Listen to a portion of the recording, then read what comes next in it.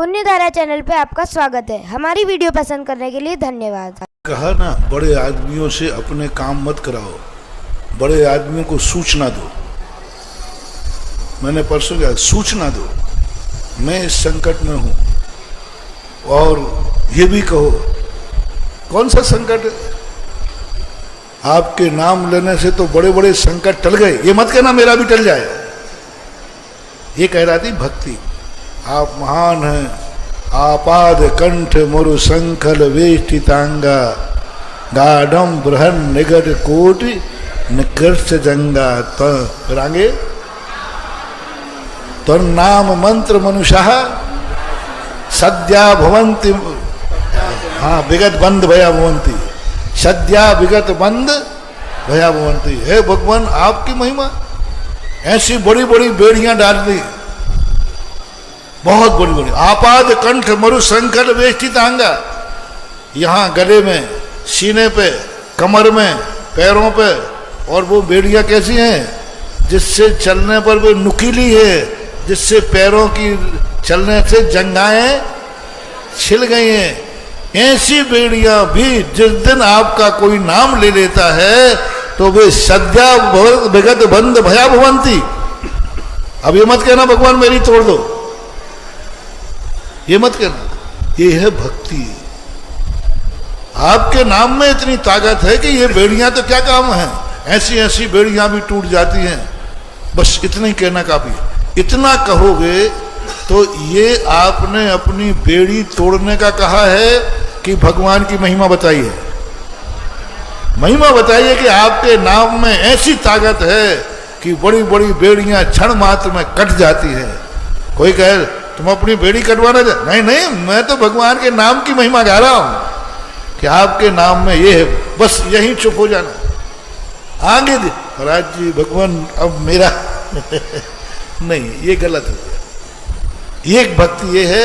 दूसरा, यदि इतने में तुम्हारा मन संतुष्ट नहीं हो रहा हो, इतने में तुम्हारा मन कह रहा हो कि नहीं, इतने मात्र से तो मेरी बेड़ियां नहीं टूटेंगी, पता नहीं भगवान ध्यान दे रहे हैं कि नहीं दे रहे, तो सूचना दे दो। सूचना देने का अर्थ है, भगवान मैं इस संकट में हूं, मेरी ये परेशानी है, मुझे ये सहन नहीं हो रहा है। बस ये मत कहो कि मेरा संकट दूर कर दो, सूचना दे दी ना, बस खत्म हो गया। आगे किसका काम है? आप जानो प्रभु, मेरा काम तो आपको सूचना देना था, मैंने दे दी। पूज्य आचार्य महाराज ने बहुत गजब की एक पंक्ति लिखी इसी बात को, भक्त को कितना काम करना चाहिए। नर्मदा के नरम कंकर में उन्होंने 4 लाइनें हैं, बहुत महत्वपूर्ण, सारे प्रश्न के जवाब मिल जाएंगे। मैं नर्मदा का नरम कंकर, मैं नर्मदा का नरम कंकर तुम्हारे चरणों में आ पड़ा हूं। मेरी कितनी औकात थी, मेरा कितना पुरुषार्थ था, मेरी एक ही तमन्ना थी कि मैं तुम्हारे चरणों तक, बस इससे ज्यादा मेरी कोई ताकत नहीं है। आगे देखो, मैं नर्मदा का निरंकर तुम्हारे चरणों में आ पड़ा हूं, चाहो तो मसल के धूल में मिला दो, चाहो तो गढ़कर मूर्ति बना दो, ये फैसला तुम्हारे हाथ में।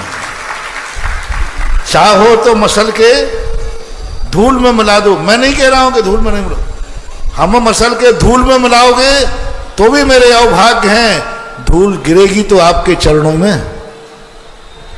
और चाहो तो मेरी गढ़ के मूर्ति बना दो, ये निर्णय आपके हाथ में है। मैं नर्मदा का नरम कंकर तुम्हारे चरणों में आ पड़ा हूं। अब देखना, ये है सच्ची भक्ति। अब देखना गलत भक्ति हो रहा है। भगवान धूल में मत मिलाना, धूल में मत मिलाना, मेरा उद्धार करो, मेरी मूर्ति बनाओ। तुम्हारे बाप के नौकर हैं जो तुम्हारी बात मान जाए। अब मैं भाषा बोल रहा हूं। तुम कौन होते हो भगवान को आदेश देने वाले? वो बड़े हैं, वे पूज्य हैं। तुम ये कैसे कह रहे हो कि मेरा उद्धार करो, मेरा मूर्ति बना दो, मेरे दुख दूर कर दो? तुम्हारा अधिकार क्षेत्र नहीं है। बड़ों से कोई भी कार्य करने का आदेश देने का तुम्हें अधिकार नहीं है। लेकिन सूचना देने का अधिकार है कि नहीं? अपनी सूचना दो और भगवान की महिमा को इस ढंग से आप व्यक्त करो कि उसमें तुम्हारी महिमा, तुम्हारी व्यथा भी आ जाए।